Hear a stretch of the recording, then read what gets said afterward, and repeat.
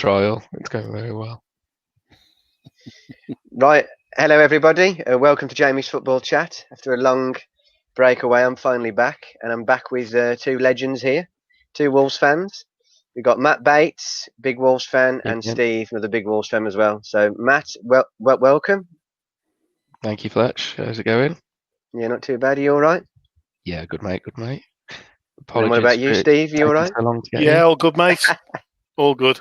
Third night on the bounce with the headset on because I've done two podcasts the last 2 nights. So video cast tonight. So 3 in a row. Star Wars the last 2 nights. It's football tonight. Mix football tonight. And you all right then, Matt? Yeah, good, mate. Good, mate. It's got 2 little ones off to bed, so we're all good to go. all relaxed now. We finally got it all together. It's like a good reunion because I'm sure we all worked at, well, me and Matt still obviously still there. I think we known each other. I started about 2007, so you would have known Steve a lot longer, wouldn't you, Matt? Yeah, it was 2003, was it? Yeah, I think a year later. Yeah, 2004. Yeah, I started in 2003. You were 2004. Yeah. Yeah, so that's right. No way. And then couple of years.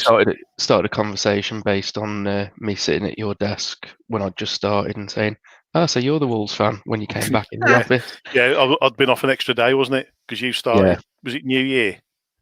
And I think I took an extra day off after New Year. Yeah, it was in February, I think. I think I took a flexi day and left my mug on my desk, and he clocked it straight away. So. Yeah. Felt at home. A match made in heaven. But I think that's what I want to go on to is all the good times, obviously, we've had, and a few of the memories really of obviously early days. I think from about 2008 till 2012, went quite a few away trips. I think was that about right, lads? Is it? Yeah, I'd say so. Yeah. I wouldn't say memories. I'd say more so scrapes from the first minute. Yeah. The incident on the M6 when I'd only met you about 3 hours before because I didn't know you. Batesy says, we'll get this lad along. He'll come with us to the away game up at Blackburn. Yeah, okay, fine, no worries. And there's you hanging out the bloody window, taunting Liverpool fans in static traffic on the M6 on our way to Blackburn. They never saw. What a first impression. But you've loved it ever since, Steve. We've had some great laughs. And I think the good thing as well was the where was it now? We used to sometimes the traditions when it was the away games we used to go to was go to one of your houses, have like a breakfast butty or whatever. Sausage butty usually, wasn't it? Yeah, Steve used to make them and whatever. And I think Man City away, I think I remember as well. We even did it for the evening games, didn't we? The Liverpool game. Yeah, we did. Yeah, we went to yours, didn't we? Yeah, because I think you two at work and lads were off, and you came and we prepped it. So yeah. What was that one with Steve? I remember when Man City away. Obviously, the 3 of us went, but was there some skullduggery about trying to get in and we couldn't get in? About you said something to one of the. One of the stewards. No, you said something to one of the stewards. Do you remember? Yeah, there was that one. Yeah, I told the stewards you're a bit of a rowdy one, basically. So they searched me first, and while they were searching Matt, I just had a word with the head steward, and I went to him and said, "Search him and make him feel really bad. He's a Man United fan." Yeah, that's what you said. And they had a real. Well, I think they weren't going to let me in to search, didn't they? Yeah, but they were taking ages. It was funny. It was rather funny. We did something across him before that, though, before we'd even got to being searched. Didn't we send him in the wrong direction and you were walking off? Or the wrong ticket or something? Because I'm sure that... you said I was in the wrong stand. I think there was something like that, yeah. Yeah, you said I was in the wrong stand because I was going to end up sitting with the Man City fans or something, I think you were saying. Yeah, or something. Yeah, you fell for it, though. I don't play pranks like that, do I? Yeah. No. But didn't you used to call something about windows or something? Looking at windows? Yeah, that one's a bit politically incorrect, Jay. That wasn't. In the current times, I don't think we should be saying that one on air. No. I won't be saying it because it's not politically correct, I'll tell you that. No. It was all at least I said it. At least I said it wrong, though. That's what you used to say to me. At least I said it wrong. Looking at windows, I think, is the right saying. That's a good way to do it. Yeah, that's it, right? Yeah. Cleaning them. Yeah, cleaning them. That's what we used to do. We used to just go in your car and clean windows. That's better. Yeah, that's probably about as politically correct as you could ever put that. But there you go. Exactly. But feel like some really good times. And I remember I think one time maybe we went on a train to Fulham, and Tommy Youth was a bit rowdy, was he? I think. I can't remember. We did like a full day, didn't we? That was Yeah. a mammoth day. That was a cracker. Tommy Youth was, but I think Wolves had lost. Maybe I think. No, it was 1-1. No, it was 2-1. We lost 2-1. Was it 2-1? Yeah, because Tommy Youth was good. Van Dam scored after about 2 minutes. Yeah, Jelly. Jelly Van Dam. And then they scored we had Berra sent off in the last minute. Yeah. And then they had a dicey free kick that went under the wall and beat us. We lost 2-1. Gutted that day. Probably not the right time to talk about bad free kicks, is it? Yeah. After Sunday? No, please don't. I knew that was coming. I saw the wall. Yeah, same. We'll say no more. No negatives. No negatives. Yeah, because Fulham, when we went for that, we met in Wolverhampton. I think Matt had fair dodge to get over from Telford as he usually did. Oh yeah, from Oakengate. Yeah. And then we got down because I think Buster had got us really cheap tickets, something like didn't we have about 18 quid, wasn't it, including tickets? Yeah, we got. I think it was about 18 quid. I think it was for the day for the whole journey. We then got into London as well, wasn't it? You're sorry. Was that with Underground Pass? Yeah, that was with Underground Pass as well. Yeah, and I remember that you pair were absolutely bursting for the Lavy. Yeah, and you wouldn't pay the 20p at Euston Station to use it, so we ended up in the British Museum. Oh yeah. And as I was studying Egyptology at the time, I took you a tour around the Egyptology section of the British Museum. Then we found a Burger King on Tottenham Court Road. Yeah. Did we go into a pub as well? Yeah. Then we shot up on the tube. We found that pub with a load of Fulham fans in it, right by the tube station, and then walked in down the river. Yeah. Before the game. That was it. Through the park. Putney Road. Everton Man United was on the telly, if I remember right. Yeah. And I think it was a game. I think it was a game that maybe United may have won 4-2. I don't know. Maybe, I wasn't bothered about that. I was bothered about here on the table. Yeah. But it was a good pub. It was great crack in there. Nice, yeah. Loads of Wolves fans, loads of Fulham fans as usual. Really good. But I didnn't like that away end. Because I just did not like going down to the toilet at half time and you're surrounded by Fulham shirts. It's like, oof, this does not feel right. I can remember Portsmouth as well. That was such a long trip. Such a long trip, Portsmouth. Talking about toilets in half time. It was on the hill and you had your stream coming out. Oh, yeah. Yeah, it wasn't the best away end, was it? No, it was a good day, that one. Despite the journey, it was a long journey, but obviously we met up with Matt Wilson and Neaty, didn't we? In the pub beforehand.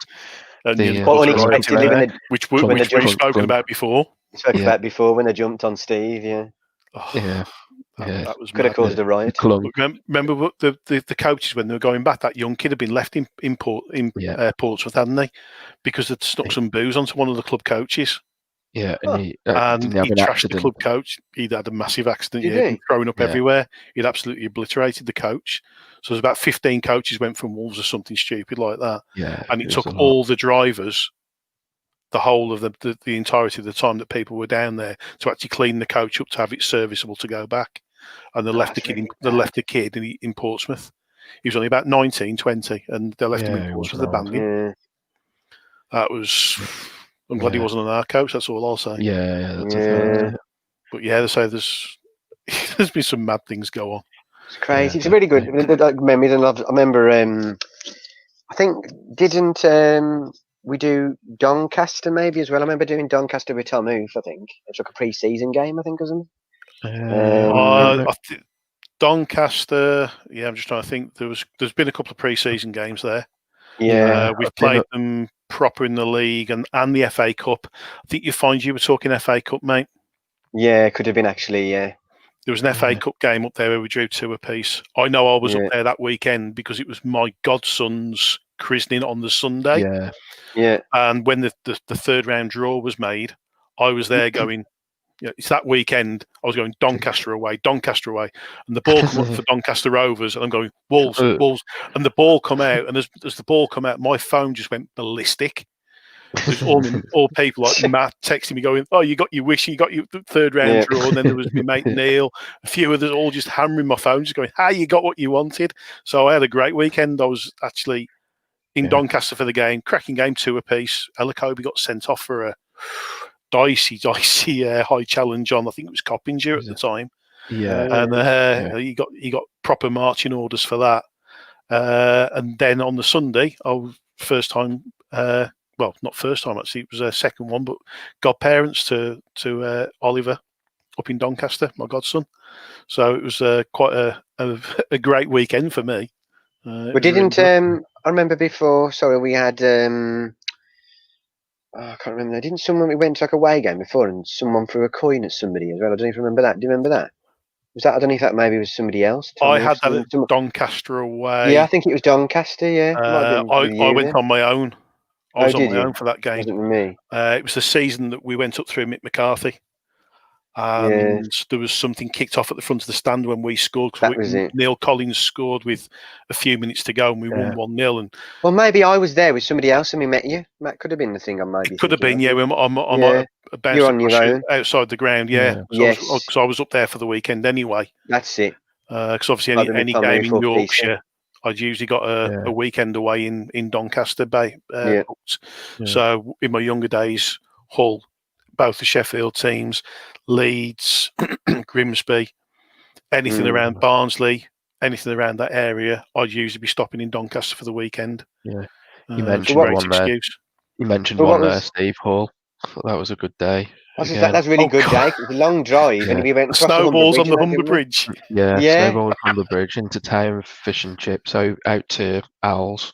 Yeah, to my godparents. It was really nice. And then out to the stadium, and then obviously it was the Stephen Hunt derby, wasn't it? It was he had the penalty for us the week after, didn't he? Yeah, he had the penalty, and the Wolves fans cheered, although he'd scored. Was it 2-2? I want to say. Yeah, I think it was. Yeah, it was 2-2, and we were all chanting he's going to sign for a big club, and he signed a few days later, didn't he? Yeah. So, did we not call into Doncaster on the way home that day as well? We might have done. I remember popped into Royntina's. I remember going back to Royntina's a few times because I remember I went up with Moz for a friendly. That's right, the pre-season friendly. That's right, yeah. Because I travelled up to stop up there for a few days, and you and Moz followed up, didn't you? Yeah, I know. I've been up with you at least twice, I think. But I think what was so good from my early sort of memories was like, obviously it was really hard back then with the Fergie era to get Man United tickets and that, and obviously we went to some away games with you guys, seeing all different grounds, and obviously having the away day and that, it was brilliant. Obviously since then now, obviously gone to more Man U games and that, but it's just that away day experience of us three. You had such a laugh, and doing the different, sometimes either train or driving or coach or whatever. And it was brilliant memories, really. Really good. And different grounds. Burnley as well was one of them, and that as well, and Tottenham. And you sort of noticed that we never let you drive, Fletch. Yeah, true. Actually, it didn't. Yeah, we wanted to get there. The one that does spring to mind is Journeys was Tottenham. Yeah, because you pair come to my house. Yeah, did the bacon sausage sandwiches and all that. Did we used to watch Soccer AM when Soccer AM used to be good? We used to watch Soccer AM and then start to head off probably about 11 o'clock, depending on where we were going. And we stopped about probably about 10:30, was it? Yeah. And we got to the M6 M42 junction. Yeah. And it was a standstill, wasn't it? It was a standstill, and then all of a sudden the air ambulance drops. I was going to say we saw the helicopter come over our head. And we've been there an hour, hadn't we? Yeah. And there was 3 tickets on the dashboard, and there was 40. Yeah. Oh man, it was getting fraught, wasn't it? I remember that journey because it was, what was it? Was it 10 club coaches that day? I think, and we started to relax when we caught up with the 10th one, and then obviously they have to go slower. The rocket fuel that was in that car that day. Yeah, I'm not surprised we caught them. I think you're probably going at probably about 72 or something like that. To be fair. Yeah, I think the coaches must have been slow. Yeah. I'd probably say. I'll push 73. Yeah, at places. Didn't one of them as well? At times. I think as well, Steve. Didn't you one of the ones you had your Hanneman like goalkeeper top on, and someone said to you Hanneman or something? I can't remember. No, that was That was Arsenal away. That was. We saw Moz before the game on that, I think. Or not No, it Moz. was Lewis. Lewis, my sorry, mate Lewis who sits next to me. That's it. No, basically what happened was there was a bit of banter between myself and my good mate Richie Carter, who you both know well. And Rich was a rep at the time for JVC, who were big sponsors of Arsenal at the time. And they had a box directly above the away end. Now, Rich, for those who might know him who were watching this, looks a bit like Fabio Capello. And he said that because I was a goalkeeper, I used to wear big white gloves, short sleeve green shirt, beard, not much hair. I was Marcus Hanneman. So on the day that we were up at Arsenal, I knew he was in the box above us. And we'd had this banter going on for months. Batesy knows all about it because obviously he was there at football training or Thursday night football we used to play. Yeah. So I saw Rich hanging over the barrier looking for me. So I turned around and shouted, "Fabio!" at the top of my voice, thinking he's Fabio Capello. And the whole Wolves end turned round and started pointing at him, thinking it was Fabio Capello. And I was on the phone to him at the time, and he just went, "You are steward." And he got like literally 4,000 Wolves fans just all locked eyes on him, thinking he was Fabio Capello. And he went, "I'm going to kill you when I find you, Galloway." So the banter doesn't just exist between us three. There is a bit of pee taking there and everywhere. Do you know what? That Arsenal game, I still swear that wasn't a sending off. Oh, that was ridiculous. Carl Emley got sent off, and he was never sent off in a million years. That was a time when I think a lot of clubs went to Arsenal ground Emirates, and then Arsenal always used to score late.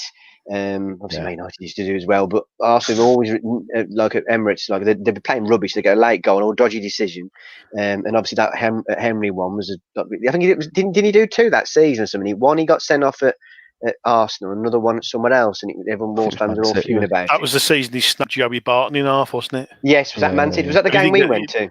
No, that was Newcastle. That was Barton was playing for Newcastle. He absolutely, what was I called? It was early in the season, wasn't it? Yeah, it was about the second or third game, and he absolutely annihilated him in that tackle. Never a sending off in a million years, was it? Yeah, no. I remember and Arsenal. Then Bentner popped up, didn't he, in about the 93rd minute? We looked good for a draw. Yeah. I thought it was a draw all over, and it would have been a really good draw for you in points as well. You know, I mean, it was one of those away games. I mean, apart from the sending off, you come away, although you lost, you're actually quite happy because of the performance. Resilient performance. Went down expecting. Well, we went down for the day out, didn't we? Not really expecting too much in terms of result because it's historical. Seeing the ground and that as well. Arsenal. And they put a performance and deserve something from it. So coming away, it was bittersweet, really. Definitely. It's like you said about the Tottenham one earlier on, and I think Marcus Hanneman was absolutely brilliant. Everyone was chanting USA, USA, USA. And it's such a great performance. And I think Wolves won 1-0, did they, I think? They did. Early goal. Yes, it was the 3-minute goal from Kevin Doyle. Kevin Doyle, yeah. That was when crushed my Nike sunglasses. Oh, yeah. Who crushed them? You pair. Don't know, Fletch. Can't tell you. Another one I remember was That's Liverpool quite funny, away. actually, because you've just turned that to look at him, and it looks like you're actually looking across at him, because I've got you both on top of my screen. It looks like you're in the same room together. It's like, whoa, that's freaky. But remember Liverpool away when everyone was absolutely carnage. There was that picture, I think, it might have been on Facebook or something, when Liverpool away, where all three of us are all standing there, I think. Well, no, that's Portsmouth, I think, actually. But I think Liverpool away, I'm sure we're on Match of the Day, maybe, I think, or something. Yeah. Steve Batesy was. I was. Emma was. Was it Emma with not me? No, it was Les, wasn't it? It was Les. Yeah, not me. Yeah, I think it was. I wasn't on youth. And someone had disappeared down the side of me, and we were about 5 rows in front of us. That was when Justin Walls had scored. Yeah. Oh, that was someone... and he broke my ankle. Yeah, didn't you? What happened to you? Did you not jump down some stairs? I jumped up shallow steps, weren't they? I jumped up when Wardy scored. Yeah. And I came down on a step, and I went over on my ankle big time on my ankle. Then you got straight back up there? You got straight back up? Because they had the big steps, didn't they? And then they had like a half step. Yeah. The half step. Yeah. Well, my ankle's a glass ankle anyway. But it went big time. And I got a drive. I was driving that night, if you remember. I know, yeah. Oh, yeah. And the copper because the coppers came into the Wolves end with about 5 minutes after we scored the goal. I remember that. And I got this like 18-foot copper next to. Honestly, it was the biggest copper I've ever seen. Yeah. And with his helmet on, I was like, "Jeez, I've been putting you in the grow bags or something." He was huge, Yeah. and he turned to me and said, "You all right, mate?" He said, "You look like you're in pain." I said, "I've just hurt my ankle." And he turned around to me and says, "Do you want me to take you to the first aid room?" I went, "We're 1-0 up with 10 minutes to go at Anfield, and you want me to go to the first aid room?" I said, "You've got no chance, pal." Like, no, I said, "I'm stopping here." No way. I said, "I'm not going anywhere." Definitely was great. If everything had kicked off like it could have after somebody singing Stephen Ward, my Lord, down the phone to somebody outside the main stand with 15,000 Liverpool fans coming out the stand who weren't very happy. I had my Man United head on, I think. I was just having my Man United head on. I had my Man United head on, just thinking it was such a great fit to see Wolves. Obviously, they did well to beat Liverpool away. Amazing performance from you guys. And then as a Man United fan, to see Liverpool lose was great. Well, I say it was a fantastic night to out. see Stephen Ward up front for a change. Yeah, exactly. Yeah, what a goal it was as well. I felt terrible that following morning because after I dropped Hughes back in Telford, because obviously we didn't leave the ground until 10 o'clock. So by the time we got back to the car, it was 11 and gone before the car even started moving. Yeah. So by the time we come back through Mersey Tunnel and down through into Telford to drop you off, and then I dropped Fletch off at home. And by the time I got home, I think it was 2 a.m. or something stupid like that. It was probably later than that. And then I'd go be back in work for 8 o'clock. No, I was in work the following day because you pairs were off, as you normally are over Christmas. I was in. And I was sat at the desk in the corner. And I was in one of my grumpy ones because I was that tired. And Brooksy walked in. And he said something. And I had a bit of a grump at him. He went, "Oh, you didn't get much sleep last night, did you?" Walked out. I was like, "No, I didn't actually." No, definitely didn't. Definitely different. Do you know what I also remembered as well, Matt? I don't know how many years now, maybe 8 years ago, your stag do in Manchester? When Man City badge. Yeah, and also fireman lift into the Man City shop. Oh, that was me and Ben Tappenden, wasn't it? I think. Ben Tappenden, I was one who threw him on my shoulder when I didn't. I tried to drag him in. You couldn't move him, so I just grabbed him fireman's lift and dumped him in the middle of the City shop. Yeah. And then we decorated your room as well. I was oblivious to that, all of it, walking straight back into the there. video come up on my Facebook feed the other week, and I was rolling. I just couldn't believe Jamie's room, Man City badge, perfect. Yeah, but I didn't even see that you got it because I was in the Man City shop with you at the time when you dropped me in it. Then I ran straight out of it. Me and Tappers bought it. Oh, was it? Because then I ran out of it, and then obviously you put it on the door. But then I'm sure that we were all in the room together, and I didn't see it then. Then who was in the room? Leon as well, was it? Yeah, it was me, you, and Leon. Yeah, it was me, you, and Lenny. Yeah, so cause me and Tappers bought it, and then I snuck it back to the room because as soon as we saw it, it said Jamie's room. Me and Tappers were like, "You know what's going to be bought here." Yeah. And then basically, when we were going out for the drink, if you remember, when we were on our way down to meet Batesy in reception, I went back to the room because I'd forgotten something. Oh, yeah. Slap on the door. So then when we come back, obviously, then there's obviously the classic bus stop moments, if you remember that as well. Yeah, but Steve, it's good lucky it was still actually on there. No one took it off or anything. So that was really, I just literally couldn't believe it. Who would take that unless the name was Jamie and they were a Man City fan? I know we're in Manchester, but there could have been the odds. Yeah, it's quite a unique scenario to happen, wouldn't it? But if we're going to talk about that bus stop moment, don't you remember that? That girl that walked into reception, absolutely stunningly attractive in a very, very, very skimpy dress. And somebody, I don't know who, but had to have a photo of himself with her. And it was one of the first times selfies had started actually becoming the thing. Yeah. So somebody asked for a selfie. Over there. So, say again, Matt. So what was it? You went up, you asked her for this selfie. Yes. She said yes. So you took this selfie. You were all like gobsmacked because she was really pretty. She went walking off with her mates off into Manchester because I think it's something like 2 a.m. still. To Travelodge, wasn't it? Yeah. And then we turned to the corner, Fletch, show us the picture. And the picture was of Taps Ben Tappenden outside smoking a fag in the bus stop. Oh, yeah. You had to switch the camera around. Yeah, that was it. Oh man, I tell you, that was one of the funniest things that weekend, and that's not disrespectful to your stag do because it was a good stag do. No, but it's a typical Fletch, that one, wasn't it? Yeah, it was. Mind you, which was promptly followed up by a 5-0 defeat live on Sky, but at Fulham the following day, if you remember rightly. Yeah. Wasn't it? What was it? Well, did we watch that there before we came back? No, we were back home for that, I think. I can remember being in somewhere. Lenny got to get back home sharp. So we travelled back. We had Olympic breakfast in Little Chef. That was on the way up. On the way up, but we also remember watching somewhere at a pub, and there was a load of not pork chops, ribs that were in somewhere. Chicken wings. Chicken wings. I thought they were pork chops, but where was that? That was because all the activities were cancelled, weren't they, Matt? Yeah, because they had the break-in, didn't they? Yeah. So we had to watch the football instead. It was Arsenal for someone. I can't remember who it was. But we watched what's it called? The Comedy Club, though. Comedy Club was brilliant. Yeah, that was good. Apart from the Hindu that got kicked out. The Hindu, they were really bad. Yeah. So. Thank God. Say it again, Matt. So thank God they went. Yeah. Well, they got told to go, didn't they? They got told to go, didn't they? Yeah. But yeah, so that was it was a man. As you're right, it was an Arsenal game. Yeah, I can't remember. But I remember, I think it was 60 wings for. Yeah. It was a couple of quid. 10 quid or something. I can't remember how much it was. Yeah. And Matt Dukes there? Yeah, Dukes. It was Dukes that instigated it. Walloping and then I think we ended up with about 4 or 5 trays demolished on it. Yeah. It was an all-day drinking session where it was just going to be go and do some activities and a few beers on the night time, and it was in the whole all-day carnage. And then some toilet trouble as well, wasn't it? Some toilet trouble. What do they call it? Little John or something like that? No, it was if you went to the toilet, you had the little boy wheeze. Oh yeah. Trousers around your ankles. Yeah. I thought it called Little John. Yeah, I don't know why that. What's it called? No. Little boy wheeze. Fletcherism #1 of the evening. Oh God.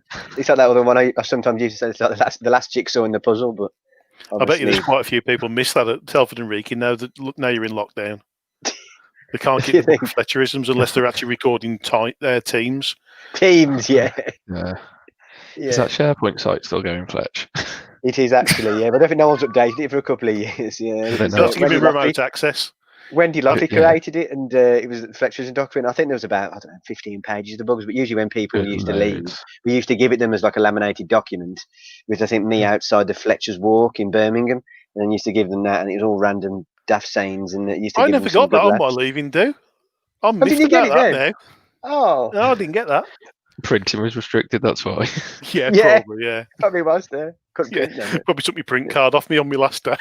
We probably printed too many Fletcherisms in the past, and we couldn't give any more out. I'll tell you what's really weird. I can still remember my ID for the printer if I wanted to print anything. Honestly, really? My payroll number I can still remember, but I've been at Wolves Council now for 4 years and I can't remember mine. Wow. I can't remember my number for Wolves Council. But you can remember your Telford and Wrekin. 263575. It's my Telford and Wrekin number. Remember it like that. But just going on all these memories, it's brilliant, isn't it? It's such a laugh and good times. And I'm pretty sure, like I said, Stag Do, Matt, that was 8 years ago. Did you say? Maybe even longer. 8.5 years ago.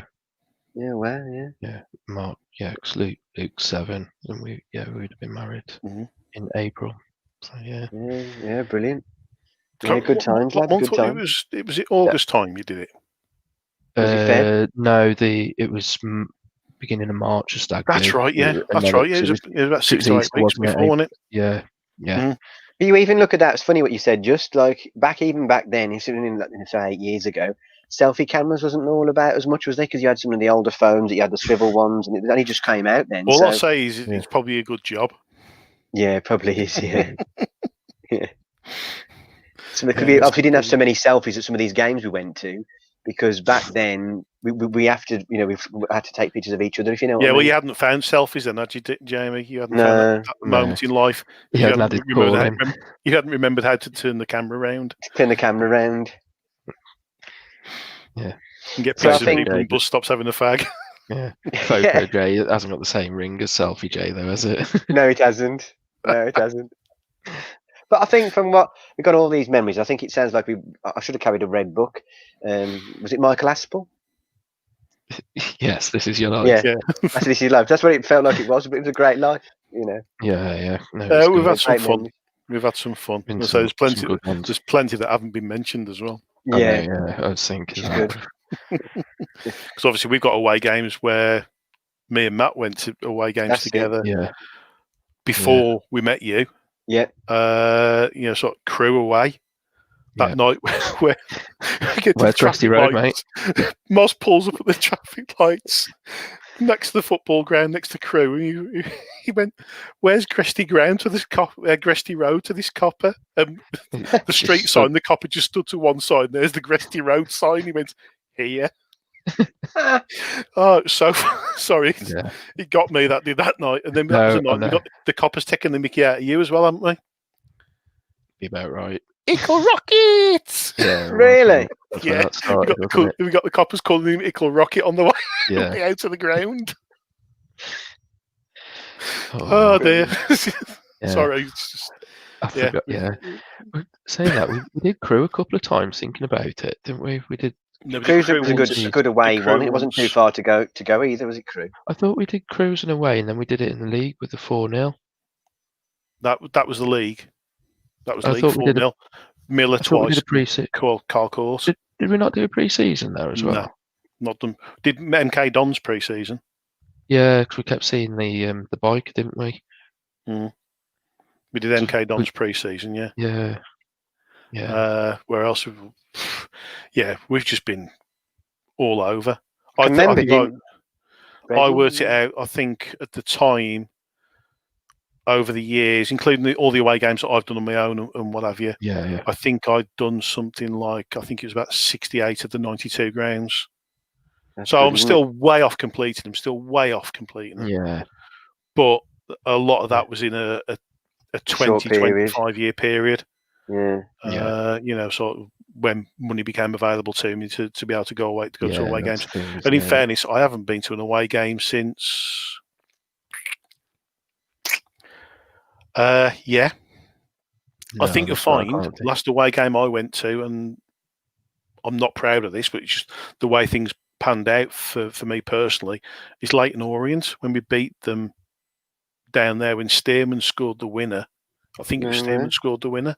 Do you know what? Well, Stearman got one of the goals. I know that. We beat Didn't you go to 3-1 Wembley, down Steve? there. Didn't you go to Wembley? Yeah, that I don't count that as an away game. That's no. true, I just actually, counted yeah. it- Neutral, wasn't it? Yeah, that's I think neutral. I think my last Mine away would have been was Orient, Bristol yeah. City away. I think it was Bristol City, which again that was the season after, wasn't it? Yeah, it was that was that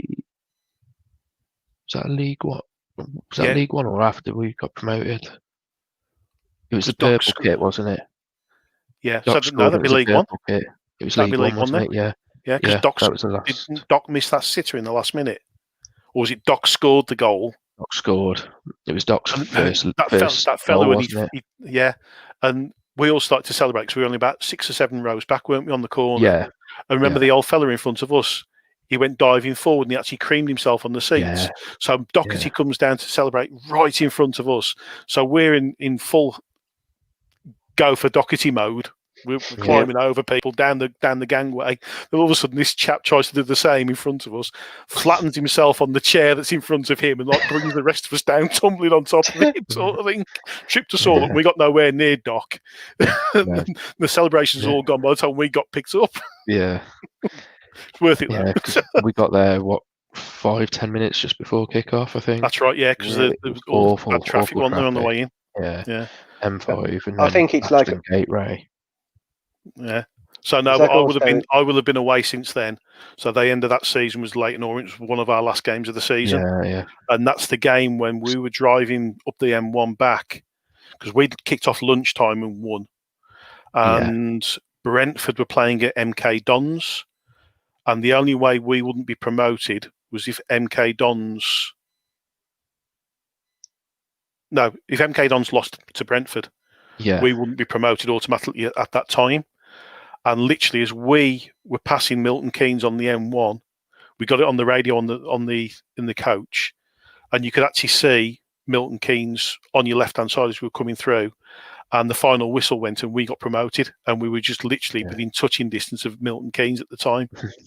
It was really weird, really spooky. Yeah. It was that exact moment. I could also remember 2 other quick memories. Was I think I remember went with you, Steve. I don't know if you were there, Matt. Newcastle away. Was that with No, I one of didn't you do two? No, that was Newcastle. just me and you when we Yeah. had Yeah, to because I can remember watching Man United in the concourse thing, and we had to win. Mm. And I think it was Rooney had scored 3 because Wolves fans wanted them to win as well because it was like West Ham near the bottom. And I think Rooney had scored 2-0 down. I think he scored hat-trick, and then that's when he did all that. He was all that passion, wasn't it? I think he scored 1 free kick and 2 goals for hat-trick. And he won 3-2, and then Wolves went on. I think we may have drew. I think or something. I think No, we lost 4-1. he lost 4-1. Did you? Yeah, we lost 4-1. We got absolutely annihilated that game. Yeah, that was quite early in the season. That was the season they made when Hunty scored to keep us up. Yeah, Rooney scored. I've got my photo in the top tier. Yeah, with me breathing mask on and me crampons, me pickaxe and me ice axe for getting up there. Yeah. What in the it was that high up. It was that high. It was. You really high. It's crazy, wasn't it? And then you look at the other one. I've just got the memory on here. I mean, you two were in the Wolves end for Wolves Man United. Obviously, I was in the Man United end, and that was December. Yeah, we met Viv Anderson. Say again, sorry. We met Viv Anderson that game. Yeah, did you? Yeah, he came. Where was through, he then? The came through the concourse. I've got the picture on here, and that was the 10th of December, 2011. About 1 o'clock, we had a picture together, and that's crazy. It's like 9 years ago. Yeah. No way. 10th of December. I didn't realise it was honestly. Yeah, 10th of December his birthday. 10th of December it was, and obviously we'd planned to meet before the game, which was a good picture, and I think I was with Justin as well. He was a Blackpool fan watching the United game. You get another. Didn't he, just before he met us, he got a selfie with Danielle Lloyd? Yes, I did. Yeah, he came. Yes. Actually, a selfie, never. He came skipping round the corner, didn't he? Guess what, lads? Was O'Hara playing for you then? Was O'Hara playing for you? I was just trying to fight off the tourists. Yeah. So Daniel Lloyd was there, and I had a picture with us, but then I spoke you two, and we had all had a chat and then a selfie and then a picture. Yeah. Daniel Lloyd, it must have been. My sister-in-law, your sister-in-law as well. Yeah, so hospitality. Yeah. When we saw Viv Anderson, the crazy one was we just walked through the concourse and we to go up to check where our seats were. Just before, and I turned around, I saw this fella out the corner of me. I thought, I know who he is.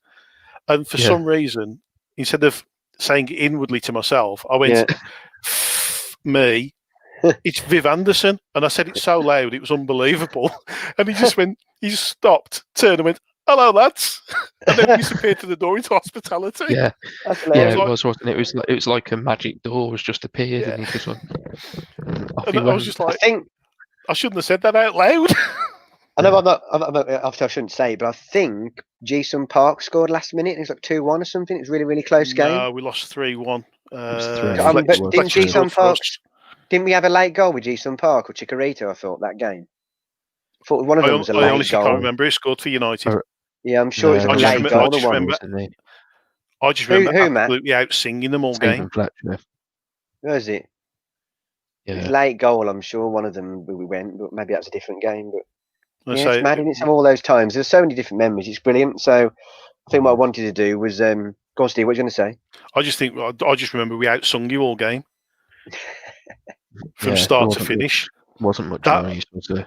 No, one of the best Champions League tournaments I've ever been in. That was Champions League nights, or the big Premier League games. I think now what they've done better now, the singing section, the J stand. Since I sometimes go in there, and that's opposite the Stretford end. They try and make it more round with the singing because of the fans, the away fans in the other corner. And that's a lot better since they've done that, to be honest. But is that the year then the J stand? Yeah, probably. Yeah, it must be, mustn't it? That's why I'll try and go in it. But then the good thing is that I think a lot of them, if they'd make it standing, I think, say standing in a lot of Old Trafford, it'd probably be a lot better because the seats are always like quite tight in the corners and that. Like you are if you're away. Space there. You ain't got much space. Have yourself standing, maybe. I'm not the biggest, and I struggle. So yeah, it's really because even when I've got quite long legs and quite tall, so like the seats, you have to stand up something in the corner because it's too cramped.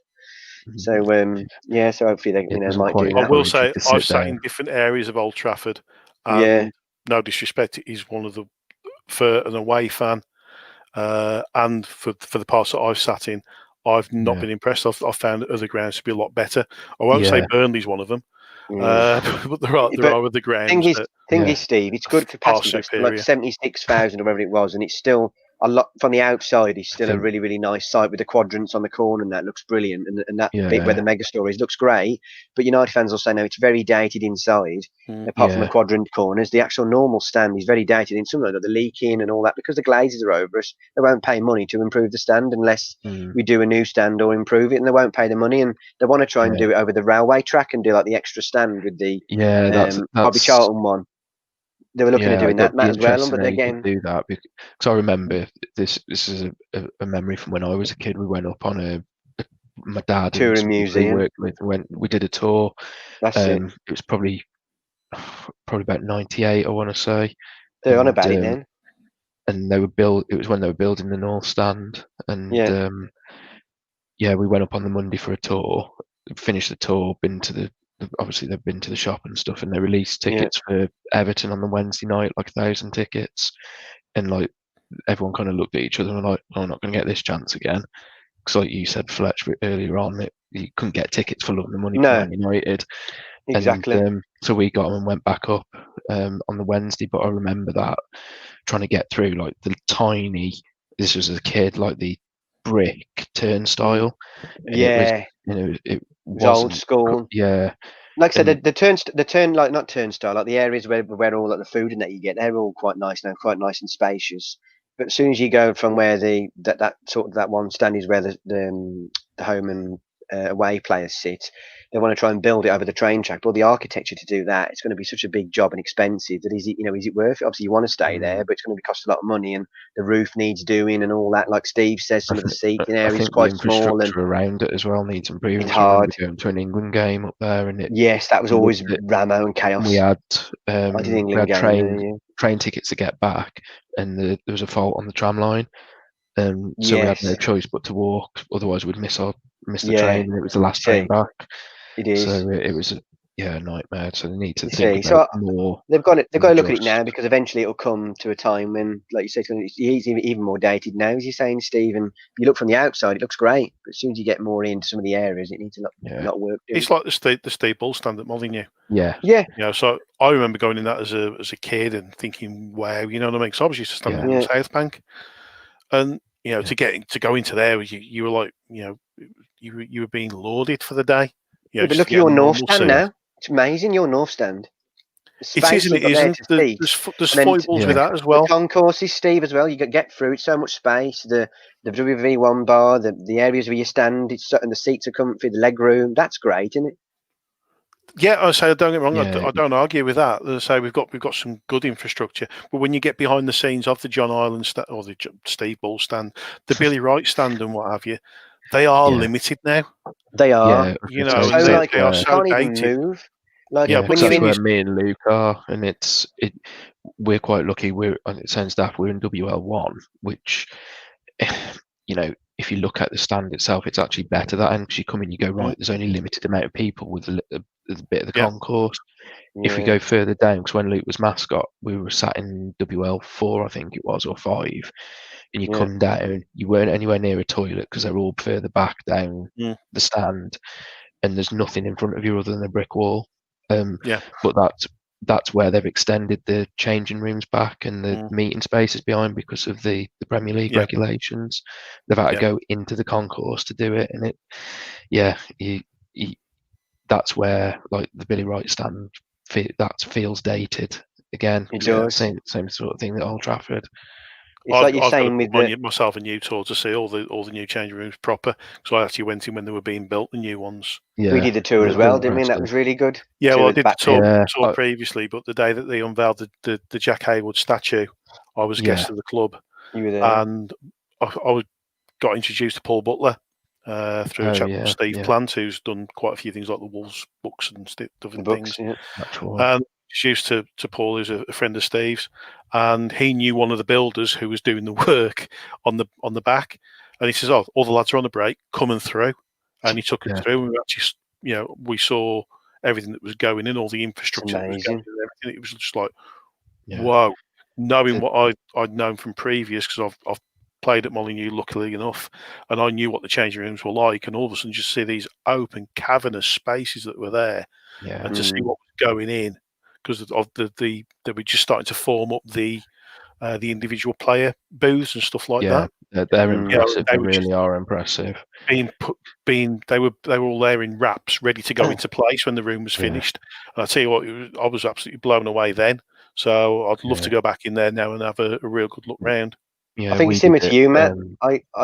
Sorry, Matt, but when I did the tour at United, you know about the tour then, I did it when I was younger, then I did it about a year or two ago, randomly with Kyle from work, and they'd just done the new changing rooms in the home end, and that now, obviously some of the groundwork he said he needs doing, but the changing room for the home players was just incredible. It was like, this is like, you know, like Real Madrid or Barcelona, it was amazing, but that was like it really, really state of the art. Yes, that was really good. What was going to say, Matt? Sorry. No, I was just going to say, like in the home dressing room and stuff, the attention to detail, like you got like I suppose it's probably perspex, but like the personalised seats for everyone. You've got like it's a laminate grass on the floor, but it's got a grass wall fed in on the middle of the floor. Round the corner, they've got like like the cold baths and stuff like that, but they've also got the proper gym area for warm up and things like that. It's really impressive.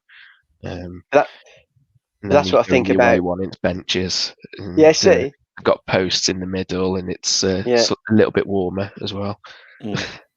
That's what I think with the North Stand. Sorry, Steve. Like where you guys are, you obviously the seats are a lot bigger and longer. If you can get when someone's passing and walking past, you've got that room to like move and like get out of the way. And that rather than like when you're at Wembley, that's the same, quite a lot of space around you when you're walking through, going past people to get to your seat.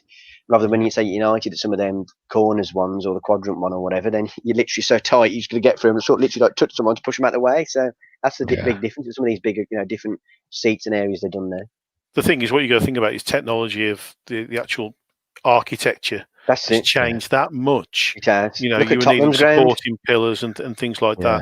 And if you want, there's actually one program, if you've never seen it yet, is the Richard Hammond Big series that was on Discovery Channel. Heard about it, not seen it. They did an hour special on the building of the Tottenham Stadium and how they retract the pitch, put the American football pitch in, and all this sort of stuff. And I'll tell you what, that is well worth any watch. Is that Tottenham Stadium, you said? It is something else. And I know that's what Fosun want for us. They've said they do. Whether we get that or not, who knows? If they get it in my lifetime, so I'm just blown away by what happens today down there. To be able to turn. So I go and watch Gianmartino and Neves every week, and Jimenez, who's probably got to be one of the top 5 strikers in Europe, as far as I'm concerned.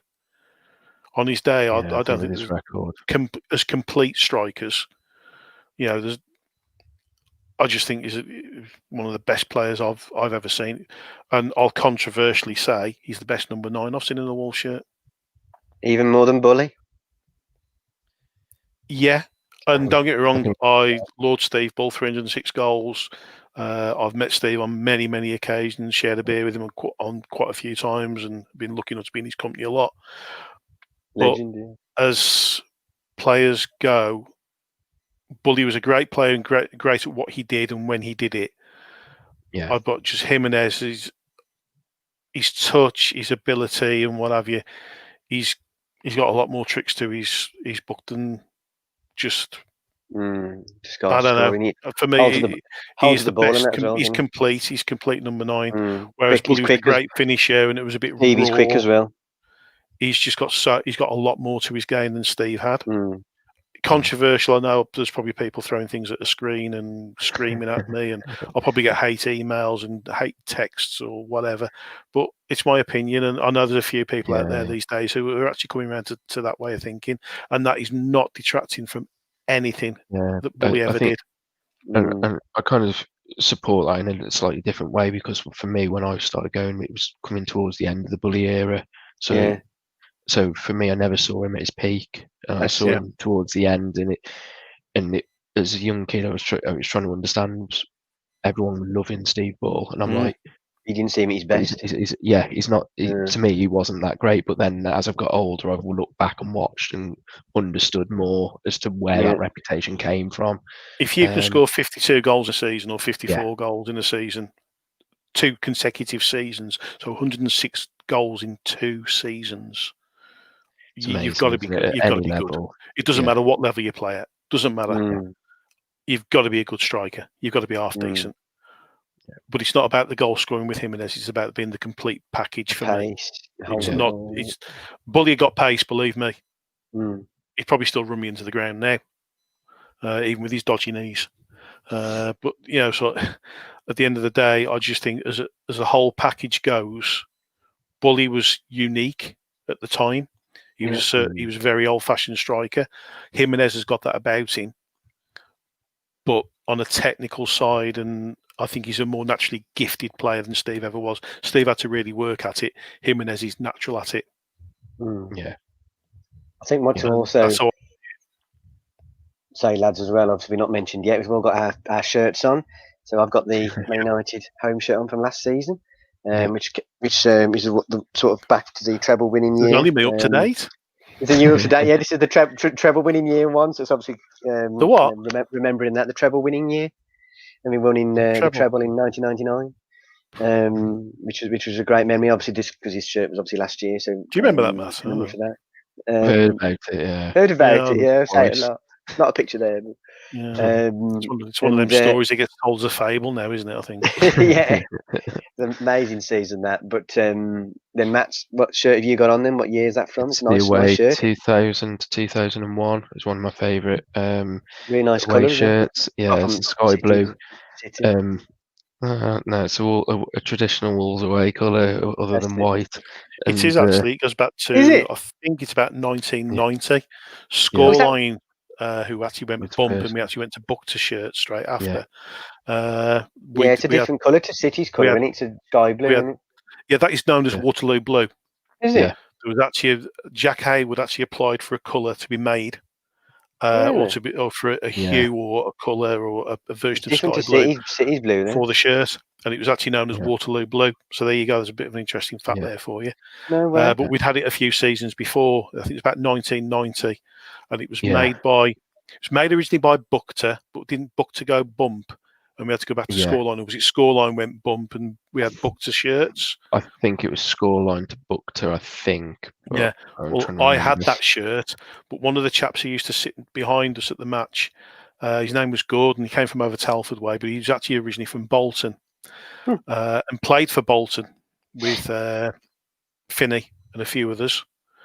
So he'd only played a few games for Bolton, but he actually was a hard, dyed-in-the-wool City fan. But because he'd moved down to Telford, he actually lived in Wellington. He actually used to come to Wolves matches, and he got this season ticket, sat behind me. So what we did was the one game, he was a lovely character, lovely fella, no longer with us, sadly. But I'd got my Buckter sky blue shirt, and he was always talking about buying himself a Wolves shirt. So the season after, I actually donated my sky blue Buckter shirt to him so he could go to a Wolves match in a sky blue style shirt and be wearing a Wolves badge. And every game from that point until he actually stopped coming to the match, he wore that shirt to every single match. And but haven't you got that blue colour?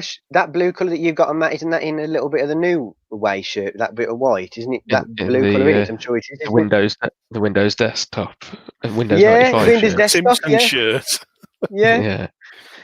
I hate to say it's growing on me. Not enough to buy it, but it's growing on me. Now I've seen it in this one all the way. Except we got that zebra Man United one as well, and I didn't like that at all. But growing a bit. I've never seen a zebra look like that, Fletch. Yeah, true. Yeah. It's like a zebra on speed. That is. Yeah, it is.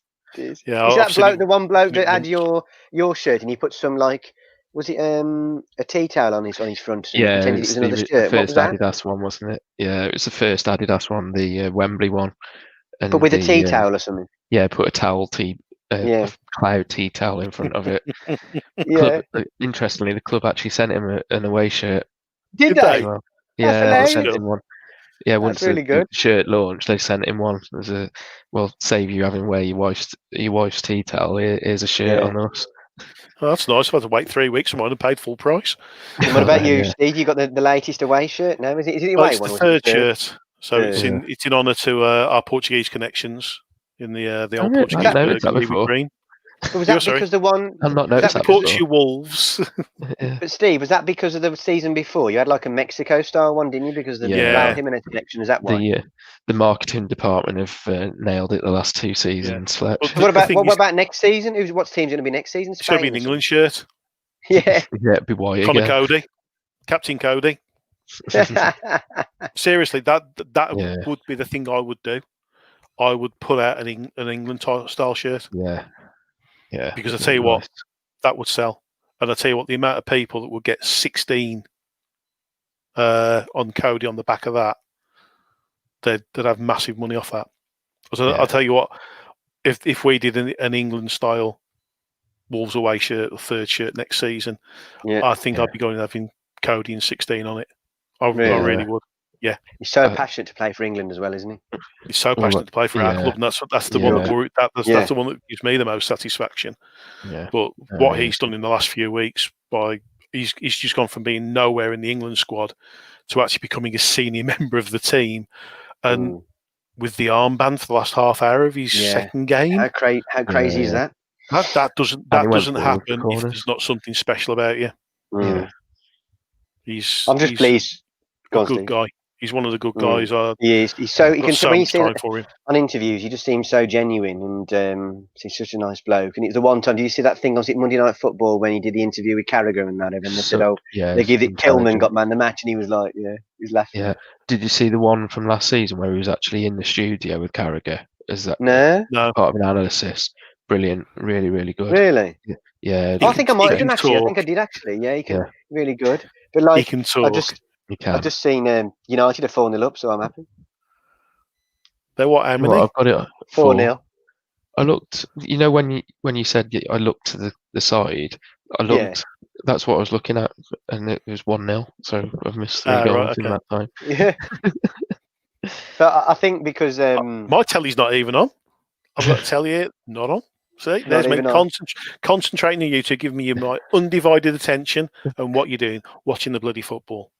Well, I was hoping that the result was going to go the other way, so I could entertain so we you. give us some Amy. stick. Yeah, I'm happy here 4-0. Tony Marshall, he scores Yeah, but the again. thing He is, came from what France. channel is it on BT Sport?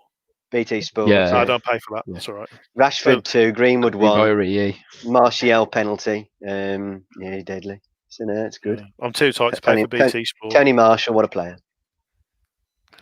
And but yeah, so, pay-per-view as well. Oh, forget pay-per-view is just disgusting. It's £15 a ridiculous, game.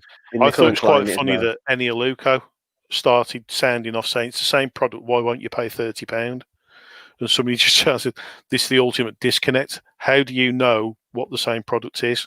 And I tell you what, because I'm actually falling a bit out of love with football. Yeah, because we're already paying for Yeah. Sky, BT, pay-per-view as well. The reason I'm falling a bit out of love is because I'm missing the match day. Same, Yeah. and the live fans there. Yeah, I say Yeah, because it's so my mate Lewis who sits next to me, who you both know well. Yeah. It's one of the main times I actually get to see Lewis. Yeah. You know what I mean? Especially under lockdown conditions as we are at the moment. You know, I've seen him a couple of times over lockdown and spoke to him regular, but it's not the same. I want that couple of hours sat with one of my really, really good mates, and it's destroying me at the minute. Yeah, we were talking about Luke's missing the week. Well, that's exactly what I was about to say. You know, for me now, like the match day has changed a bit. It's not necessarily all about the football now. It's the travel, because like we'd drive up, we'd go along the Stafford Road, we'd look at the wolf statues in the middle towards the end, and then you know, along there we'd be talking about who we think's going to score first. You know, park at the same place every week. You know, say hello to the guys who are looking after us, have a little bit of laugh with them, walking down, and it's that whole match day. That's special then, yeah, and not having that, it's odd, you know. Hopefully, because he's so young, he wouldn't realise as well. Well, you'd be surprised, Jay. You know, he misses it. He struggled. Last season he would sit and watch a game on the telly, whereas this year he wouldn't. No, he would. He would sit and watch it. He'd sit still for 90 minutes and watch it. Whereas now, since we've not been going, he's been struggling to watch it because he's missing. Whereas, like, if we were away last year and where we've watched us at home, he's familiar with what's happening around him. He's looking. He's Steve's seen him. He's part of the. He's singing and he's involved in it. We still sing here, but you miss that atmosphere, and when you transfer that to home to try and watch it at Molineux, 5-0 Fletch, and they you told me it was 6-4. yeah, ultimate comeback. Transfer that to home, and he's like, well, and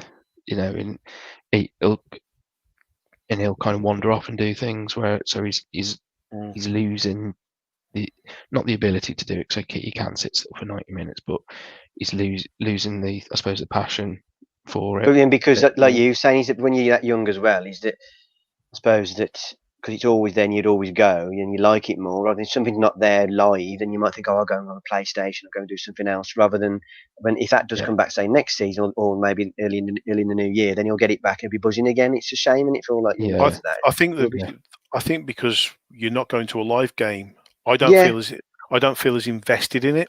Yeah. I don't feel as involved. So the games have been good this season, though, because the league's closer, lads. Do you think because of the leagues, the teams aren't so big a gap? The games have been load of goals. I think Steve was talking. Me and Steve were messaging earlier, and Steve said we're probably one of the teams that are missing out because of no fans, and I think that's probably why we're seeing so much, because you haven't got.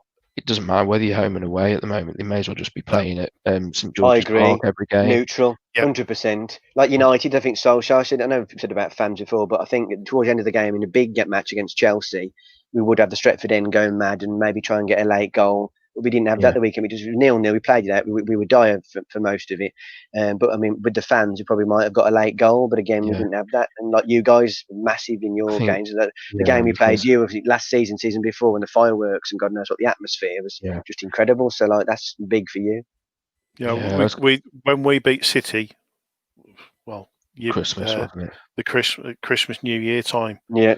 There were Man City fans going online. Now, Man City fans, whatever you think, I don't care. But they were saying that Molineux that night was the best atmosphere they had ever experienced and the most intimidating ground any of them had ever been to. I've seen that a lot. Yeah. And that wasn't just one or two stalwart City fans that I know of. It was loads of them. It was just lighting up, saying that place was just pure passion that night. And I've got to admit, it was probably one of the best games I've been to. But and I know you want to talk about that in a minute, Jay. And I've got to be honest, that has got to be one of my everlasting memories to beat City that night, to come from 2-0 behind. They were on fire as well. Controversies and what have you, and to turn them over like we did was just unbelievable. Yeah. Well, I'm obviously thinking about time, but we didn't mention one best memories that we had was Rotherham, the box. Yeah. Because we had that. And I think like Leon was there, the three of us with Leon and that, and it was. And Steve Ball came in, had a picture with us. Jody Craddock. There's obviously that guy from the Fox. Shipley. That's it. Jason, and I think it was 6-4 or something like that. I think who else was there? Lewis was there. Mars, Emma come with us. You're saying Emma and Mars was there, wasn't he? Yeah. No, Lewis was there. Lewis and Rich did. Rich, Mars wasn't part of it. No. Was he not? But if you look at that though, Richie was Carter, there. Rich wasn't he? Your dad was there, wasn't he, as well? My dad was there. Yeah, it was. He loved it. Your dad loved it. But I look at that, he was great, wasn't he? In and out, and had a really good time, and all day it was just really, really good laugh, and a really good memory that was. I remember it because you sorted it out, Steve, for us. Yeah, well, I say it all come about because I won tickets to actually go in the WV quadrants through my Wolves MasterCard. Randomly, I got 4 tickets comp me for in there, including all my food, everything. So I took Lewis, my mate who sits next to me, my dad, my good mate Neil Taylor from the Fox at Shipley. Yeah. We went in and we had a great afternoon. We got these cushy seats in the corner of the ground. So I just got talking to Steve. I can't remember his surname from the Wolves. So I just said to him, what's this box all about? He said, well, it seats 30 people and it's available to hire on a match day. So me and Neil just looked at each other and went, can you get 15 people or 14 people each? There's 2 of us. I went, well, my dad, Lewis, Rich, there's Matt, Fletch. Yeah, I can get 15, Colsey. including me. Yeah. And they all went, well, I can sell the other half of the box. So we did it, didn't we? I think it was about £60 a ticket, wasn't it, or something like that? It cost us. Food Might as have been well. a bit more if you weren't a season ticket holder. Yeah, food as I remember it. I thought it was a bit less, but I can't remember. I can't remember exactly. I've still got the email, so I'll be able to tell you. Yeah. Look at that. No, what a memory that was. and it was Brilliant. I wanted to mention PC that. not part of it. No, PC was going to be, but he dropped out. Going to be. I think maybe he Tommy didn't do Youth it. as well, but I don't think he couldn't make it either. But No, they was going to go. make it. You were trying to do a second one, wasn't you? Which I think they were trying to go to. Yeah, that was the second one, wasn't it? I think that That was was the second one was harder, wasn't it? Yeah. Yeah, because to be They fair, kept booking up, didn't they? yeah. Yeah. So, and it was predicting the game too far in go advance, and to. a lot of games were moving at the time. It was. So it was just proved too awkward. But yeah, That was so when it was that a Championship? I mega think day it was. out. Just League Yeah, One, that was yeah. 6-4. League Yeah. One. Yeah, because So look at that. But when we were trying to organise it next time, wasn't it? It was Championship, and like Steve said, it was It's getting there harder was and harder to yeah, book. there was Yeah. more games on TV, weren't there? Because there Was were Luke more there away as well, fans going Matt? into that zone as well. Yeah, Was that Luke with there? Fletch? yeah. Luke was Luke 4 was months first old. game. How old is he? 4 months old. Yes, see, and that's his first game. Yeah, Yeah. definitely. Wow. And I just Yeah, keep so- showing him the videos every time it's on. Really? Yeah. So yeah, that was his first ever match. Because That's amazing. I've got that program signed somewhere. You say what from the year was game. that? Did you Right, The say? whole squad Say- signed it. I'm not What sure year was if you it, ever got Steve? that. Say 2012, maybe 2012. 2014, early 2014 it was. Yeah.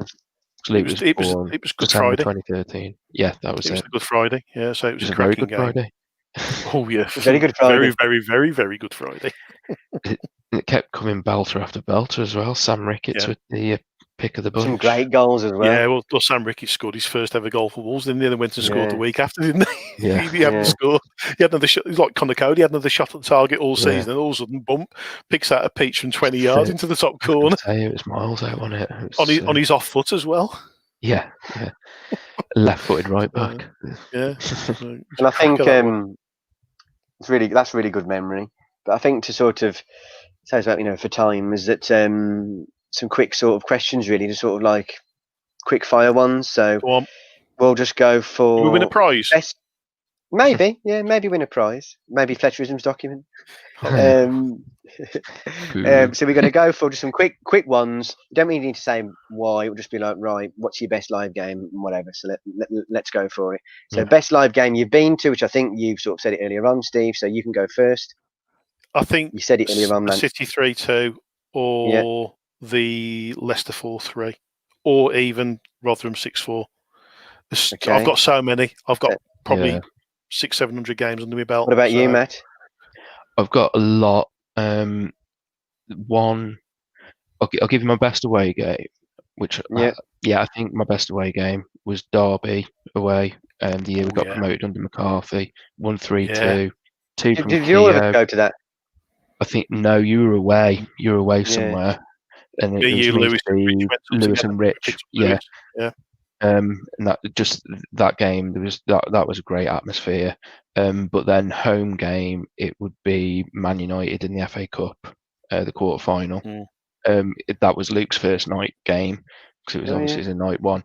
And we're talking about what Steve picked up on about atmosphere.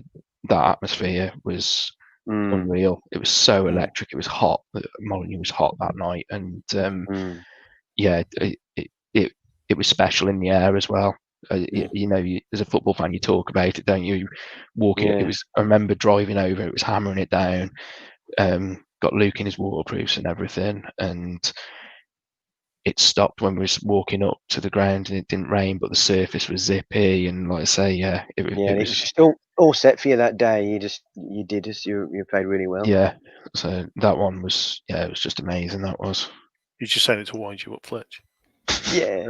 We don't know what yours is.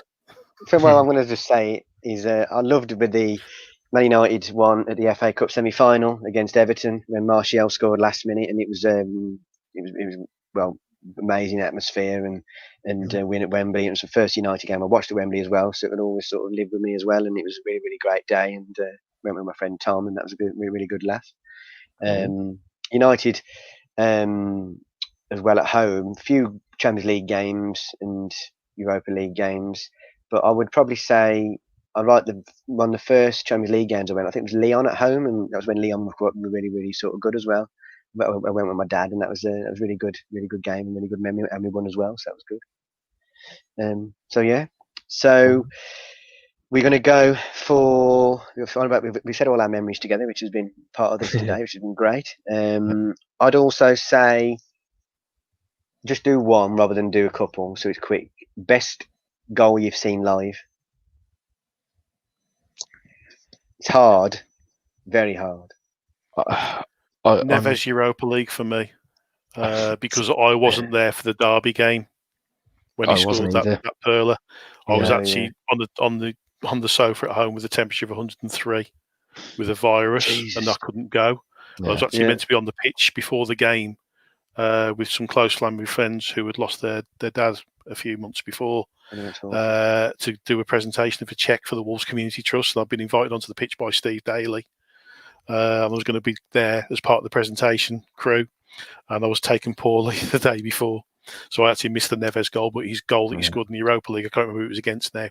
It was the equivalent of, wasn't it, against Espanyol? Yeah, it was 4-0. So for me, that's probably one of the best I've seen. Yeah. I'm torn between Espanyol, but as Steve said, Espanyol, I'll go for the other one from earlier in that season, and unfortunately, Fletcher, it's against Man United again. Neves. What are you doing to me, Matt? Outside of the box. Yeah, it's a great goal. In off the bar. Yeah, was that the game when McTominay scored a good goal as well, or was it when the game Martial scored a good goal? Martial. Oh, where are we? Martial. You mean that one? That one. Yeah. It's on my lock screen. And the reason I like that one as Amazing well, goal. With the Derby goal, the Derby goal, he had a lot of time. Espanyol, he had less time, but the Man United game, he had no time at all. No. He had men coming at him, and he took a touch. It was on the floor to get it up and around the crowd and past De Gea as well. I know De Gea's had his problems and stuff, but he's back this season now. He's playing really well this season again. So, playing really well, really well again this season.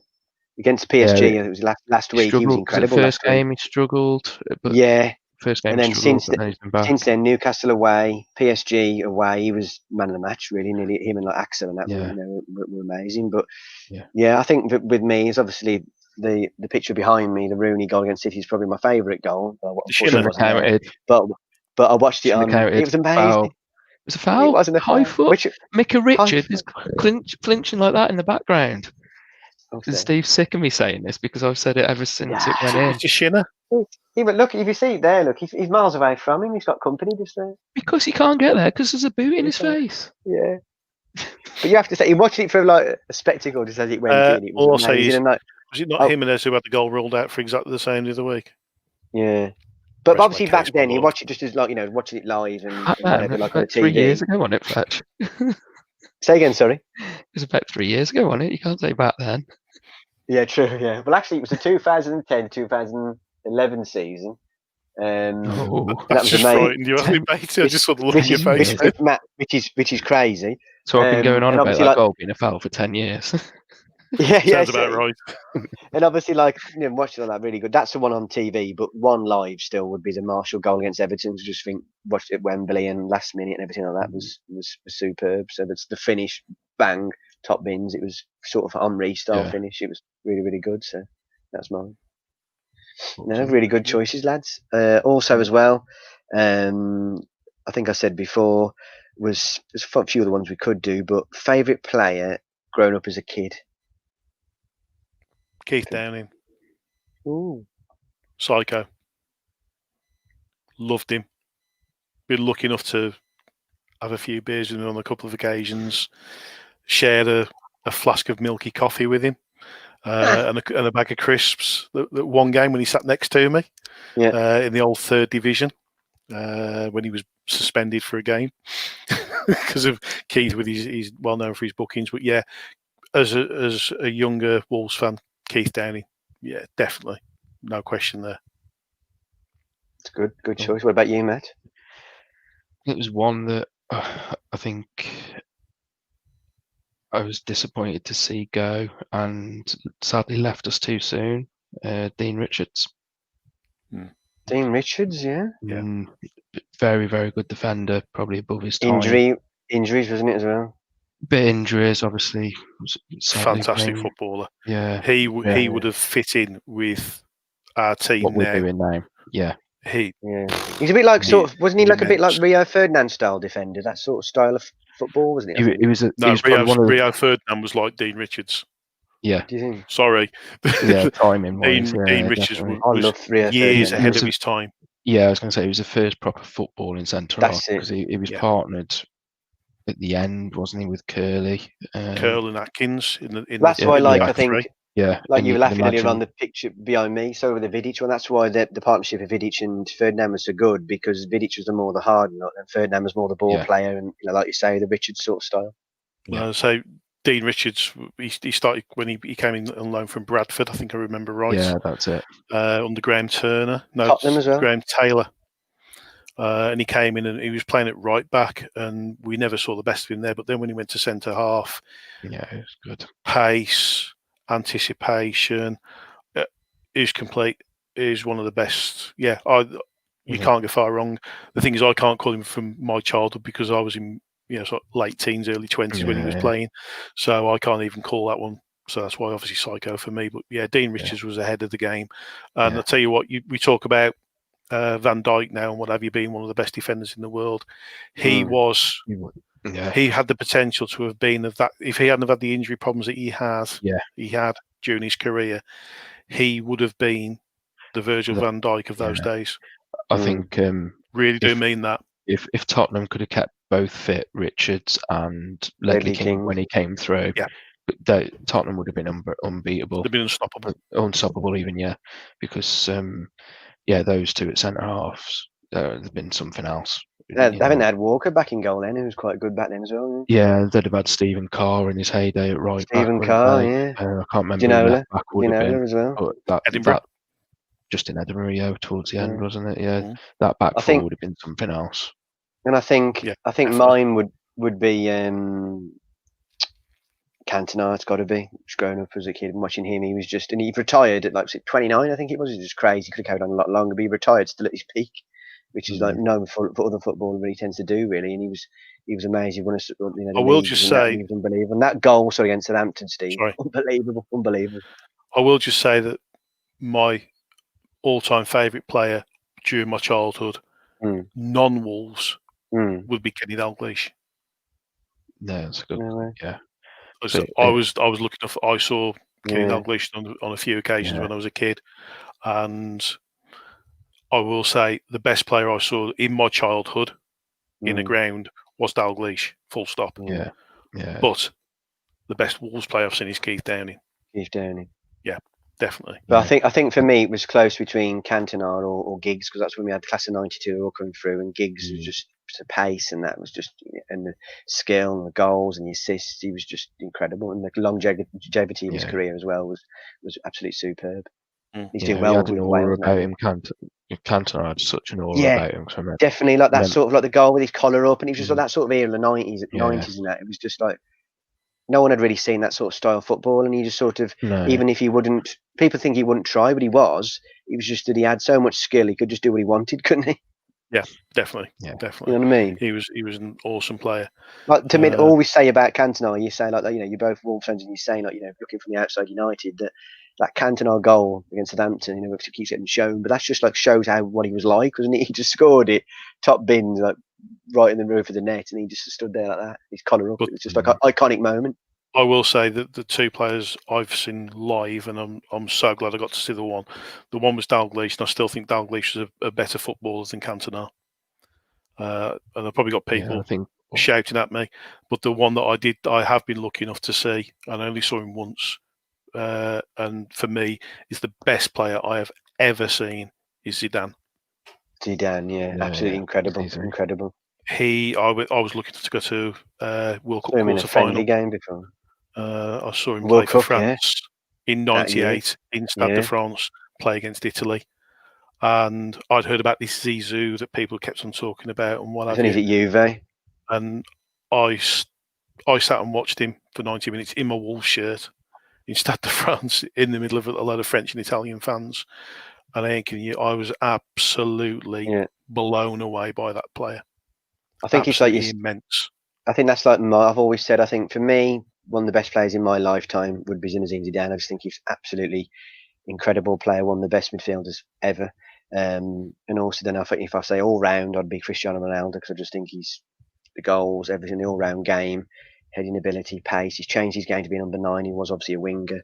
So that's like my choice. But Zinedine Zidane, absolutely unbelievable player. Yeah, I think for me, one that I've admired all the way through career, and the fact that he went on for so long, was Paolo Maldini. Yes, and his son now is playing. Maldini played in that game against Zidane. You know, when I looked at that game, I was so lucky to go. It was a freebie from work that I was working at the time. And, you know, you got the full France side of Barthez, Deschamps, Desailly, Djorkaeff. Henry come off the bench, Leboeuf comes on the bench, Petit, Djorkaeff. You know what I mean? You just go on and just Lizarazu. Yeah, that team was just something else. Thuram. But then on the opposite side, Gary, deadly. There was where are we going to go with this one? Maldini, Giuseppe Bergomi, Di Biagio, the Baggio brothers. Yes. And it's just like, you know, and it was just like a who's who of world football on the pitch. Look at the eras we've lived in. Unbelievable. Wasn't Buffon in goal then, was it? He might have even been the one before it, Peruzzi, was it? Maybe Peruzzi. Just 2 seconds, guys. Also there. Yeah, we'll wrap up soon, but it's okay. But I think it's like you said, it's interesting some of those football players, and like those sides of Maldini, AC Milan have been in the doldrums for a good few years now. With obviously some of the owners have had troubles and that as well. And they've got Zlatan Ibrahimovic at 39. He's been so many different. I was saying to a friend earlier on, Ben, that his career, he just scores goals everywhere, and he's just always has an important role in every team that he goes. And now he's scoring goals still in Serie A, and the top of the league. And Maldini's obviously playing there, his son. And like, how amazing is that? And if they win the league this year, that'd be just crazy, because they've just been nowhere near mid-table for a long time. So I've always been the Italian team. They've always been my favourite team as a kid. AC Milan, I'd always liked them. I had an Inter shirt when Inter was playing there. Oh, Inter was there, yeah. Did he? I think he was United, Liverpool, and then Inter. Yeah. No, it was United, Inter, and Liverpool. Sorry, yes, then Liverpool. He didn't. Yeah, Fergie went to. Yeah, that's it. And then Inter, then Liverpool. And then you guys. And then he had his best 2 or 3 years. Yeah. Oh, yeah. Lucky enough to meet him on a few occasions, and at the you called him governor, didn't you?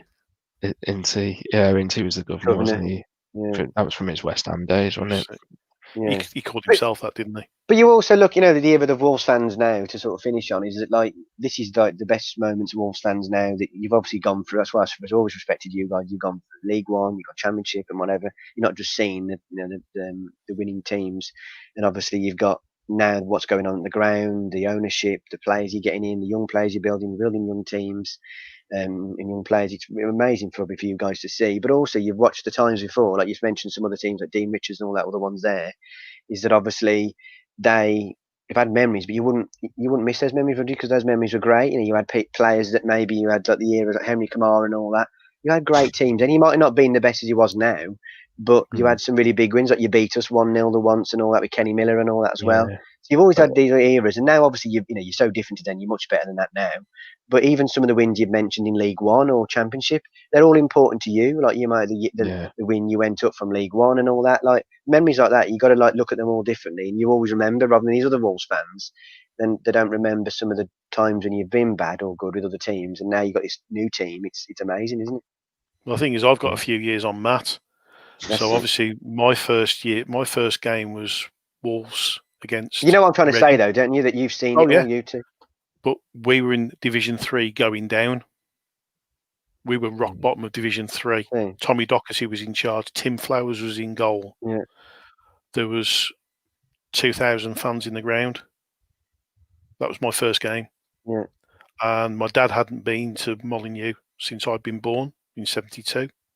So I was born about 3 weeks after our European final against Tottenham. It was about 3 weeks to the day I was born after that. So European football's new to me, proper European football. Yeah. To be fair, and I went down the Molineux that day. It's the first time my dad had been through the turnstiles at Molineux since 1972. That's crazy. And the gold shirts came out of the tunnel of the old dilapidated Waterloo row stand, and my dad said the hairs on the back of his neck stood up as he saw those shirts come back out. Yeah. And after that game, for the next probably 15 years, 16 years, me and my dad barely missed a game together. It's incredible, isn't it? Took one game as a freebie from school, as a thank you from my school to give me a complimentary, and I managed to blag one for my dad. And then all of a sudden, and there's me 30 odd years later, 500, 600, 700 games later, hundreds of pounds later. Yeah. Might be a bit more than that, I think, mate. Yeah, like my dad, he'd watched Wolves. I think he's lucky to see them 3 cup finals. I think he went to. At the Sherpa Van, maybe the one, was it? League Club. I think I've got the tickets of his as well, because I'll always keep them. That's amazing. Maybe the old Wembley as well. So how cool is that? And that's obviously different eras then. It was different trophies to what you're competing now. But I know in different team. But obviously back then it was amazing. Then you went through a poor period, and now you're back really good again. So all those different memories are really important. And my dad's games at Sherpa Van. It's obviously you look now, it's it's a low trophy. But back then it was important to you guys, wasn't it? What you remember is 1986. The club was 5 minutes away from not existing.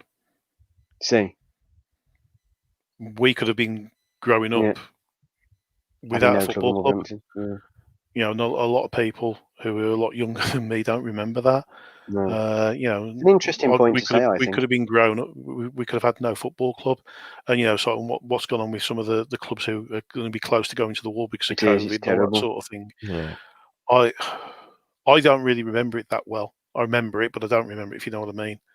Yeah. And I just couldn't bear thinking about anything of not having. But if you wouldn't have had the football club as you had, Steve, you wouldn't have had all the memories that we mentioned at the start of this video session. All the memories that we've had.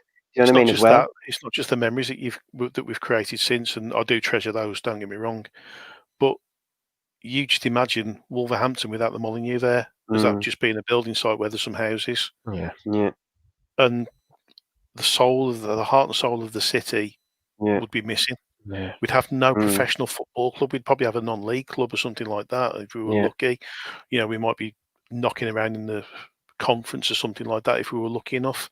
We could have been without a football team for what would it be? It'd be 35 years or 34 years since that could have happened.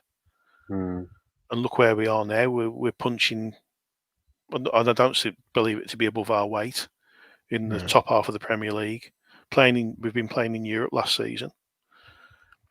For what we've got now is just pinch me, because I still wake up and thinking, have we really got Moutinho playing for us?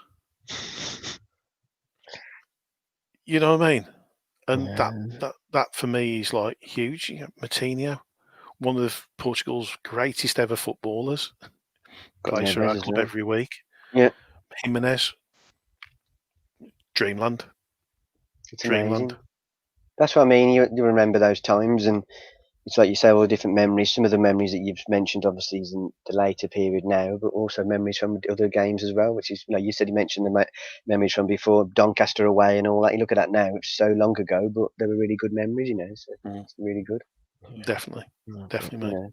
So I think really enjoyed it today, lads. It's been really, really good laugh. So many different good memories and football experiences and players that we've all mentioned, and some of the ones that we can go on as well in terms of favourite strikers, we could say, and defenders and whatnot. But I think we'll wrap it up for there. But maybe we'll just finish on. Actually, just quickly to finish on, Matt, we'll go a quick one. Favourite defender, Steve, favourite goalkeeper, me, favourite striker, and then we'll finish.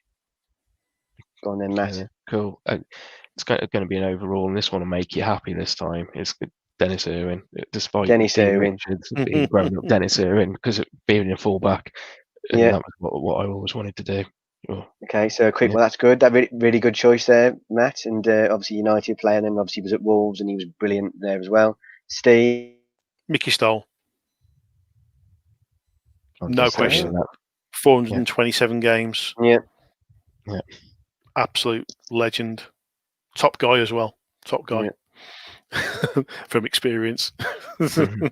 He was actually the guy that actually taught me into coaching kids football at a bar one night for a mutual friend's 50th anniversary, and we were sharing a beer at the bar. And I was talking to him. I literally was talking to him about the idea of coaching, etc., etc.